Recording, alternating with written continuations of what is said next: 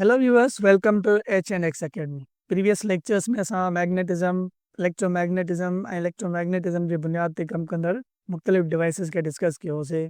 इहे जेके चैप्टर्स आहिनि, इहे जेके टॉपिक्स आहिनि, स्पेशली टेस्ट जे हवाले सां काफ़ी इंपॉर्टेंट आहिनि। त हिननि जा कॉन्सेप्ट तव्हांजा क्लियर हूंदा त कहिड़े बि क़िस्म जो MCQs तव्हां इज़िली क्रैक करे सघंदव। अॼु जे हिन लेक्चर में असां लाइट ऐं हुनजे ख़ासियतुनि जे बारे में पढ़ंदासीं। इहे सम्झंदासीं त लाइट छा आहे ऐं हुन जूं कहिड़ियूं ख़ासियतूं आहिनि। मुख़्तलिफ़ ऑब्जेक्ट्स कीअं जेको आहे सो लाइट खे रिफ्लेक्ट कनि था पिया। अगरि तव्हां असांजे चैनल खे सब्सक्राइब न कयो आहे त हींअर ई सब्सक्राइब कयो, लाइक कयो ऐं पंहिंजे दोस्तनि सां शेयर कयो। Let's begin our lecture.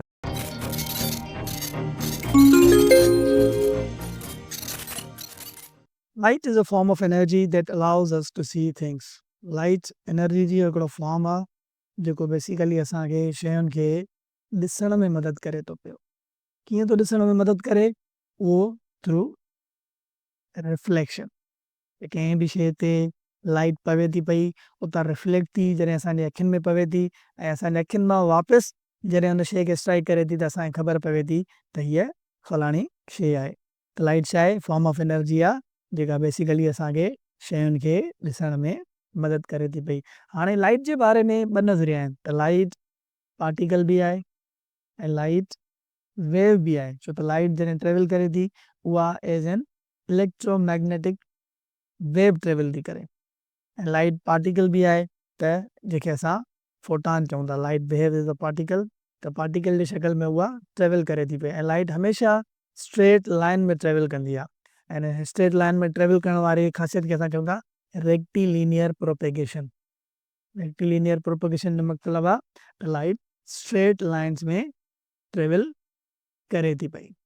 Light जीअं त इलेक्ट्रोमैग्नेटिक वेव आहे त हुनजी जेका स्पीड आहे उहा 3 × 10⁸ मीटर पर सेकेंड आहे। लाइट कुझु ऑब्जेक्ट्स एब्जॉर्ब बि कंदा आहिनि, कुझु ऑब्जेक्ट उनखे ट्रांसमिट कंदा आहिनि ऐं कुझु ऑब्जेक्ट्स वरी उनखे पखेड़े छॾींदा आहिनि। त लाइट जा इहे टे ई जेको आहे सो ख़ासियतूं थी सघनि थियूं। त उहा एब्जॉर्ब थी सघे थी डार्क ऑब्जेक्ट्स जे थ्रू, ट्रांसमिट भी थी सघे थी ग्लास जे थ्रू ऐं स्केटर भी थी सघे थी। जीअं असांजो ब्लू स्काई आहे, स्काई ब्लू हुजण जो main reason E scattering of light आहे। लाइट जा ॿ क़िस्म आहिनि। हिकिड़ी विज़िबल लाइट जेका असां आम रोशनी ॾिसी सघूं था, जीअं सिज जी रोशनी आहे। सिज जी रोशनी में भी जेको आहे स्पेशली वाइट लाइट ऐं हुनजा कलर्स असां ॾिसी सघूं था पिया, जेके असां विज़िबल लाइट चऊं था पिया। ॿियूं वरी असांजूं इनविज़िबल लाइट आहे जेके असां UV रेज़ या इंफ्रारेड या एक्सरेज़ जेकॾहिं तव्हां कराइण वञो था त एक्सरे कराइण जे वक़्तु तव्हांजे जिस्म मां लाइट क्रॉस थींदी आहे, एक्सरेज़ क्रॉस थींदा आहिनि, पर उहे तव्हांखे ॾिसण में न ईंदा आहिनि। उहो हिन जे करे त हुननि जी जेका फिज़िबिलिटी आहे उहा इनविज़िबल आहे। त सिंपल लफ़्ज़नि में light is a form of energy that allows us to see things. हाणे असां अचूं था त लाइट जा सोर्सिस कहिड़ा आहिनि, कहिड़नि ज़रियनि मां असांखे लाइट मिली सघे थी। त लाइट जा बेसिकली ॿ सोर्सिस आहिनि, हिकिड़ा नेचुरल कुदरती सोर्सिस ऐं ॿिया आर्टिफिशियल हथरादू सोर्सिस। कुदरती सोर्सिस मां सभ खां वॾे में वॾो जेको सोर्स आहे उहो असांजो सन आहे, सिज आहे। ऐं हुनखां पोइ लाइटनिंग, खिवण जॾहिं थींदी आहे त तव्हां ॾिसो तव्हांखे बाक़ाइदा हिकिड़ी ह्यूज अमाउंट ऑफ लाइट नज़र ईंदी आहे। मीटियोर जेके पथर हूंदा आहिनि ऐं स्पेस में, उहे जॾहिं रिलीज़ थींदा आहिनि या उहे जॾहिं ट्रेवल कंदा आहिनि त उतां बि तव्हांखे हिकिड़ी लाइट नज़र ईंदी आहे। त इहे सभ जा सभु नेचुरल सोर्सिस आहिनि, सन, मीटियोर ऐं लाइटनिंग। ऐं आर्टिफिशियल सोर्सिस में जीअं कैंडल आहे, असां पाण वैक्स मां ठाही आहे ऐं हुनखे जॾहिं असां जलायूं था पिया त उहा असांखे लाइट ॾिए थी पई। फ्लैश लाइट आहे, लैम्प आहे, इहे सभु आर्टिफिशियल सोर्सिस आहिनि। इहे असांजा मैन मेड सोर्सिस आहिनि लाइट जा, पाण ठाहिया आहिनि असां। ऐं कुझु ऑब्जेक्ट्स अहिड़ा हूंदा आहिनि जेके पाण लाइट इमिट बि कंदा आहिनि ऐं पाण लाइट प्रोड्यूस बि कंदा आहिनि। अहिड़नि ऑब्जेक्ट्स खे वरी असां ल्यूमिनस ऑब्जेक्ट्स चवंदा आहियूं। जीअं असांजो सिज आहे, सिज लाइट पाण प्रोड्यूस बि करे थो ऐं सिज लाइट पाण इमिट बि करे थो पियो। त इहो छा आहे? ल्यूमिनस ऑब्जेक्ट आहे।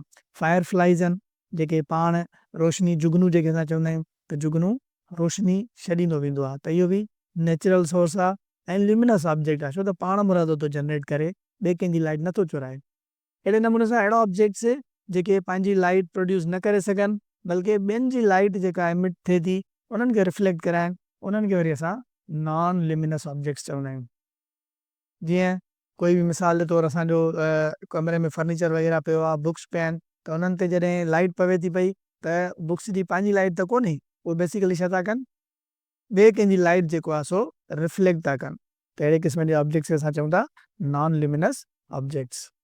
ऐं लाइट जॾहिं कंहिं ऑब्जेक्ट सां स्ट्राइक कंदी त उहो ऑब्जेक्ट लाइट खे कीअं बिहेव कराईंदो, इन्हनि खे असां टिनि कैटेगरीज़ में विरिहायो आहे। हिकिड़ो आहे असांजो ट्रांसपेरेंट ऑब्जेक्ट्स, ॿिया आहिनि असांजा ट्रांसलूसेंट ऑब्जेक्ट्स, ऐं टे आहिनि असांजा ओपेक ऑब्जेक्ट्स। त ट्रांसपेरेंट जेके ऑब्जेक्ट्स आहिनि उहे सॼी जो सॼी लाइट खे क्रॉस कराईंदा, माना उन्हनि मां सॼी जो सॼी लाइट पास थी वेंदी। जीअं हिन फिगर में तव्हां ॾिसो त लाइट कंहिं बि ऑब्जेक्ट सां स्ट्राइक कयो आहे ऐं सॼी जो सॼी लाइट उतां पास थी आई आहे।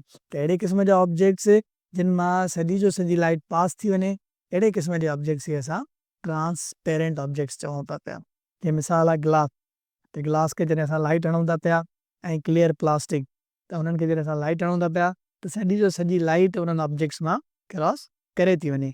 ॿियो ट्रांसलूसेंट, त अहिड़ा ऑब्जेक्ट्स जेके कुझु लाइट खे क्रॉस कराइनि ऐं कुझु खे न कराइनि। जीअं मिसाल वैक्स पेपर आहे या फ्रॉस्टेड ग्लास आहे। वैक्स पेपर जेको असां यूज़ कंदा आहियूं उनखे जॾहिं असां लाइट हणूं था पिया त उन मां कुझु लाइट क्रॉस थींदी आहे ऐं कुझु लाइट न क्रॉस थींदी आहे। त अहिड़े क़िस्म जा ऑब्जेक्ट्स जिन मां कुझु लाइट क्रॉस थिए, कुझु एब्ज़ॉर्ब थी वञे, अहिड़े क़िस्म जे ऑब्जेक्ट्स खे असां ट्रांसलूसेंट ऑब्जेक्ट्स चऊं था।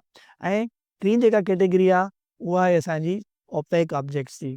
ओपेक ऑब्जेक्ट्स उहे ऑब्जेक्ट्स आहिनि जेके लाइट खे बिल्कुलु जेको आहे सो क्रॉस थियणु नथा ॾियनि। जीअं वुड आहे, मेटल आहे, इहे सभु शइ आहिनि ओपेक ऑब्जेक्ट्स आहिनि। वुड मां लाइट क्रॉस न कंदी आहे, उहो हुनखे कंप्लीटली ब्लॉक कंदो आहे। या मेटल आहे त मेटल जी काई बि शइ अगरि तव्हां हुनखे लाइट हणंदव त उहो उनखे कंप्लीटली ब्लॉक कंदो। त ओपेक ऑब्जेक्ट्स उहे ऑब्जेक्ट्स आहिनि जेके लाइट खे पास थियणु न ॾियनि।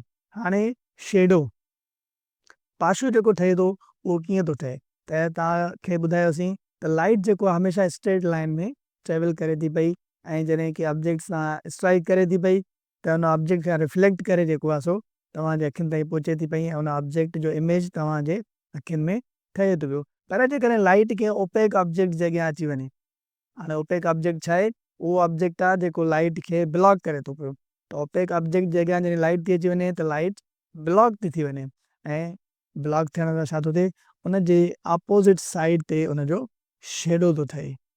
हाणे असां प्रॉपर्टीज़ ऑफ लाइट खे ॾिसंदासीं त लाइट जूं कहिड़ियूं ख़ासियतूं थी सघनि थियूं जॾहिं लाइट ट्रेवल करे कंहिं शइ सां स्ट्राइक करे थी पई, या लाइट हिकिड़े मीडियम मां ॿिए मीडियम में वञे थी पई, मिसाल एयर मां वाटर में वञे थी पई, त लाइट कीअं बिहेव कंदी, हुनजी ख़ासियत कहिड़ी बीहंदी।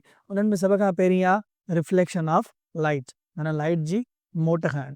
The bouncing rate of light when it strikes a smooth shiny surface is called reflection of light. त जॾहिं लाइट कंहिं बि स्मूथ या शाइनी सरफेस सां टकराए मोट खाए त हिन मोट खाइण वारी ख़ासियत खे असां रिफ्लेक्शन चऊं था। जीअं मिसाल हीअ तस्वीर आहे, हिन तस्वीर में हीउ नंढिड़ो छोकिरो दरिया जे किनारे बीठो आहे ऐं लाइट जेको आहे सो वाटर मां टकराइजी मोट थी खाए ऐं हिन छोकिरे जी इमेज ठहे थी पई। त अहिड़ी ख़ासियत खे असां चऊं था रिफ्लेक्शन ऑफ लाइट। त लाइट छा थियो बेसिकली, इन पाणी मां रिफ्लेक्ट थी करे हिन में इमेज जनरेट कराई। त अहिड़ी ख़ासियत खे असां रिफ्लेक्शन चऊं था। ऐं रिफ्लेक्शन जा वरी ॿ कानून आहिनि। पहिरियों कानून चए थो the incident ray, reflected ray and the normal all lie in the same plain. मिसाल जे तौरु हीअ हिकिड़ी टार्च आहे, इन टार्च खे असां कंहिं बि मिरर ते हणूं था पिया, मिरर असांजो हिकिड़ो शाइनी सरफेस आहे ऐं उतां लाइट मोट खाई असांजे अखियुनि ॾे वापसि अचे थी पई। त जेका लाइट असां हणूं था पिया इहा बेसिकली इंसिडेंट रे आहे, इहा छा आहे असांजी इंसिडेंट रे आहे। ऐं जेका लाइट इन शीशे सां टकराइजी वापसि असांजे अखियुनि ॾे थी अचे, इन खे असां रिफ्लेक्टेड रे था चऊं। हिकिड़ी इंसिडेंट रे थी वई, ॿी रिफ्लेक्टेड रे थी वई। त इन्हनि जे विच में बिल्कुलु हीउ जेको परपेंडिकुलर डिस्टेंस आहे, इन खे असां नॉर्मल था चऊं। त लॉ ऑफ रिफ्लेक्शन जे मुताबिक़ त हीअ इंसिडेंट रे ऐं रिफ्लेक्टेड रे ऐं हीअ नॉर्मल टई हिकिड़े ई प्लेन में हुजनि। ईअं न थिए जो इंसिडेंट रे हिकिड़े प्लेन ते हुजे त रिफ्लेक्टेड रे वरी शीशे खां हेठि ॿिए प्लेन ते हुजे, न, टई हिकिड़े प्लेन ते हुजे। ऐं एंगल ऑफ इंसिडेंस बराबरि हुजे एंगल ऑफ रिफ्लेक्शन ते, त जंहिं एंगल ते हीअ लाइट लॻे थी पई, हितां ॾिसो, जंहिं एंगल ते हीअ लाइट लॻे थी पई ऐं जंहिं एंगल ते हीअ लाइट रिफ्लेक्ट थिए थी पई, त इहे ॿ ई एंगल्स पाण में बराबरि हुजनि, इन्हनि खे असां लॉज़ ऑफ रिफ्लेक्शन चवंदा आहियूं। त सिंपल लफ़्ज़नि में रिफ्लेक्शन लाइट जी उहा ख़ासियत आहे जंहिंमें लाइट हिकु स्मूथ या शाइनी सरफेस सां टकराइजी वापसि अचे, उन खे असां रिफ्लेक्शन ऑफ लाइट चऊं था पिया। उन खां पोइ ॿी ख़ासियत आहे डिफ्रैक्शन ऑफ लाइट, या जेके असां डायफ्रैक्शन बि चवंदा आहियूं। त diffraction is the bending of light around obstacles through narrow openings, creating interference patterns. त जॾहिं बि लाइट जे अॻियां को ऑब्स्टेकल अची वञे, को हिंड्रेंस अची वञे, का रुकावट अची वञे, त लाइट उन सां टकराइजी ऐं उन जे ई डायरेक्शन में पखिड़िजी वञे, अहिड़े क़िस्म जे ख़ासियत खे असां डायफ्रैक्शन ऑफ लाइट चवंदा आहियूं। जीअं CD या DVD ते लाइट या ग्रूव्स ठहियल हूंदा आहिनि, त इहे बेसिकली छा आहे, इहे लाइट जी ख़ासियत आहे डायफ्रैक्शन जी। या रेनबो पैटर्न्स जॾहिं असां ॾिसंदा आहियूं त उहे कंहिं शइ ते ईंदा आहिनि त उहे ईअं फैलिजी वेंदा आहिनि, उन्हनि मां लाइट स्ट्राइक करे फैलिजी वेंदी आहे, त अहिड़ी ख़ासियत खे असां डायफ्रैक्शन ऑफ लाइट चऊं था। ऐं नेक्स्ट जेका प्रॉपर्टी आहे उहा आहे रिफ्रैक्शन ऑफ लाइट।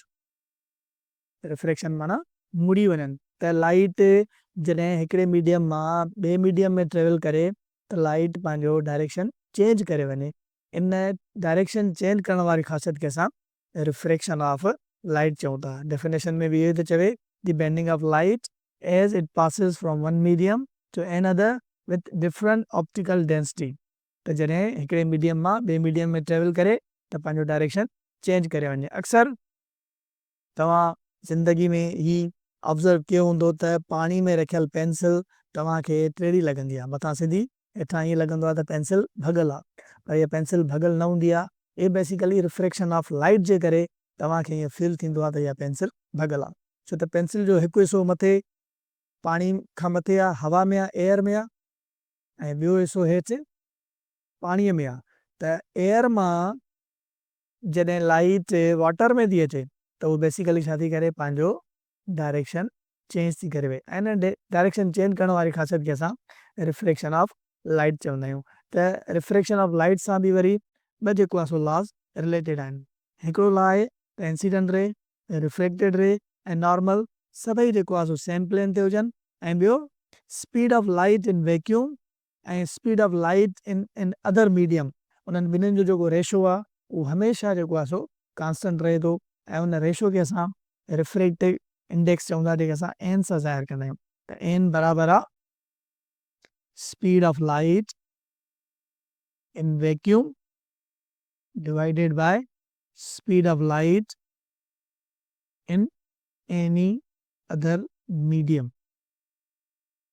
ऐं रिफ्रैक्टिव इंडेक्स जेको हूंदो आहे हर मटीरियल जो पंहिंजो हूंदो आहे। गिलास जो रिफ्रैक्टिव इंडेक्स अलॻि आहे, पाणीअ जो रिफ्रैक्टिव इंडेक्स अलॻि आहे, वुड जो रिफ्रैक्टिव इंडेक्स अलॻि आहे, त हर मटीरियल जो रिफ्रैक्टिव इंडेक्स डिफरेंट हूंदो आहे। त जॾहिं इंसिडेंट रे ऐं रिफ्रैक्टेड रे पाण में एंगल में बराबरि आहिनि त इहे लॉज ऑफ रिफ्रैक्शन फॉलो कनि था। पर हिन में वरी हिकिड़ी स्पेशल पॉइंट आहे, चए थो the angle of incidence for which the angle of refraction is 90 degree.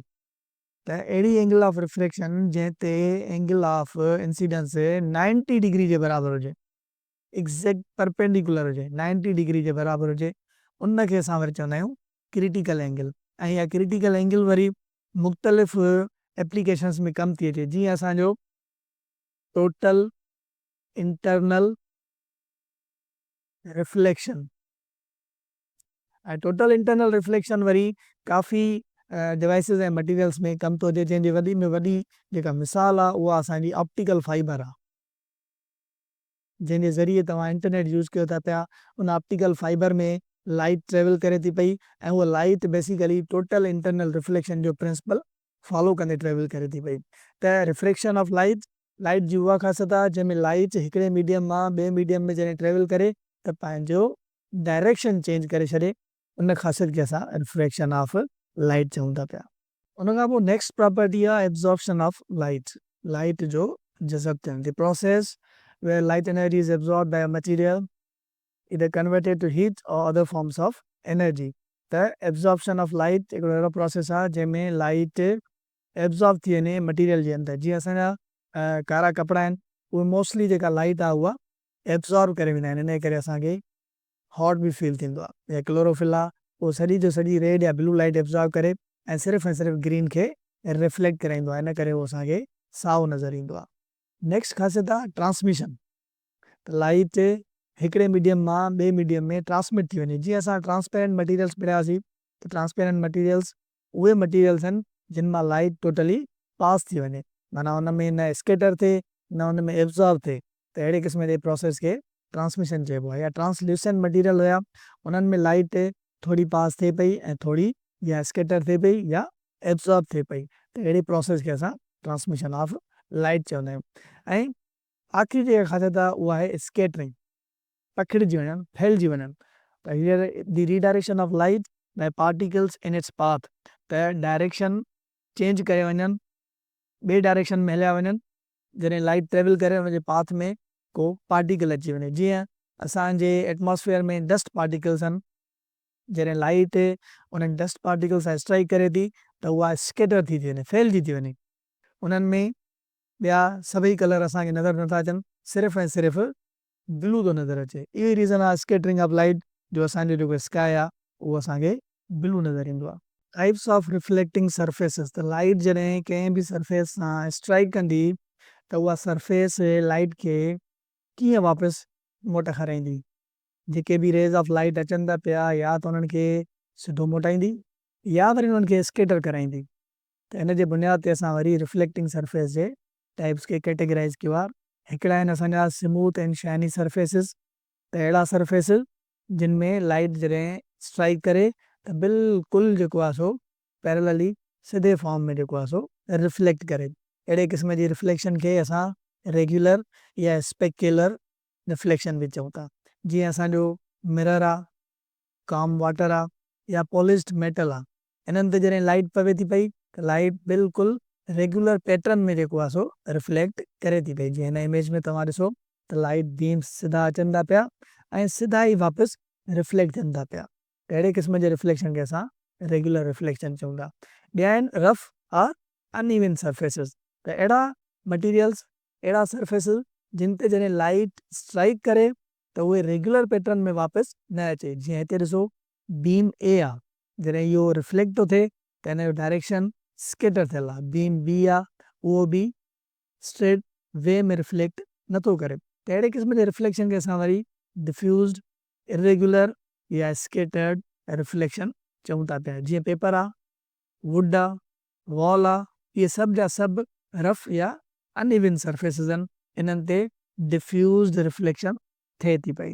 उन खां पोइ आहिनि असांजा concave and convex mirrors. A concave mirror is a curved mirror that is bent inward. त अहिड़ो मिरर जेको अंदरूनी तरह अंदर खां बेंट थियल हुजे, उन मिरर खे असां कॉनकेव मिरर था चऊं। इट कन्वर्जिस, जेके असां फोकसिस था चऊं, light rays that fall on it. त अहिड़ो मिरर जेको अंदरूनी तरह बेंट थियल हुजे, जीअं चमचे जो अंदरियों पासो आहे, अहिड़े क़िस्म जे मिरर खे असां कॉनकेव मिरर था चऊं। ऐं अहिड़े क़िस्म जे मिरर ते जेके बि लाइट रेज पवनि थियूं पियूं उहे सभु हिकिड़ी पॉइंट ते फोकस कराए, अहिड़े क़िस्म जे मिरर खे असां कॉनकेव मिरर था चऊं। जीअं असांजो शेविंग मिरर आहे, मेकअप मिरर्स आहिनि, रिफ्लेक्टर्स इन हेडलाइट्स आर टार्चिस। त शेव करण दौरान जेको असां मिरर इस्तेमालु था कयूं उहो बि हिकिड़ी पॉइंट ते फोकस कराईंदो आहे। मेकअप मिरर, रिफ्लेक्टर्स जेके हेडलाइट में लॻल हूंदा आहिनि, त इहे एग्ज़ाम्पल्स आहिनि असांजा कॉनकेव मिरर जा। हाणे चए थो त when an object is placed very near to a concave mirror, its image will be virtual, upright and larger inside. त अहिड़े कॉनकेव मिरर जे जॾहिं का ऑब्जेक्ट सफ़ा वेझो रखंदासीं त छा थींदो आहे, तस्वीर उहा उन ऑब्जेक्ट खां वॾी लॻंदी आहे। त इहा हिकिड़ी ख़ासियत आहे कॉनकेव मिरर जी। पर जेकॾहिं असां उहो साॻी ऑब्जेक्ट खे असां कॉनकेव मिरर जे परे रखूं त असांखे उहा तस्वीर रियल बि लॻंदी ऐं इन्वर्टेड बि लॻंदी, उबती बि लॻंदी ऐं smaller in size than the object, ऐं साइज़ ऑब्जेक्ट खां हुनजी नंढी हूंदी। त इहे प्रॉपर्टीज़ आहिनि इन्हनि कॉनकेव मिरर जा। त अगरि तव्हां कॉनकेव मिरर जे वेझो काई बि ऑब्जेक्ट रखो था त हुनजी तस्वीर तव्हांखे मिरर में वॾी लॻंदी, पर जेकॾहिं परे रखंदव त उहा तव्हांखे रियल लॻंदी। ऐं कॉन्वेक्स मिरर जेको आहे उहो आउटवर्ड बेंड थियल हूंदो आहे, जीअं चमचे जो पोयों पासो आहे। त अहिड़े क़िस्म जे मिरर खे असां कॉन्वेक्स मिरर था चऊं। ऐं कॉन्वेक्स मिरर जेके बि लाइट बीम्स उन ते पवनि था पिया उन्हनि खे डाइवर्ज कंदो आहे। मिसाल जे तौरु हीअ हिकिड़े क़िस्म जो कॉन्वेक्स मिरर आहे। त इन ते जेके बि लाइट बीम्स पवंदा उहो उन्हनि खे स्केटर कंदो, डाइवर्ज कंदो मुख़्तलिफ़ डायरेक्शन्स में। हाणे कॉन्वेक्स जेके मिरर्स आहिनि उहे व्हीकल जे साइड मिरर जेके यूज़ थींदा, रियर व्यू मिरर जेके चवंदा आहियूं, उहे असांजा कॉन्वेक्स मिरर हूंदा आहिनि। सिक्योरिटी मिरर्स जेके दुकाननि में शॉपिंग मॉल्स में यूज़ थींदा आहिनि उहे असांजा कॉन्वेक्स मिरर्स आहिनि।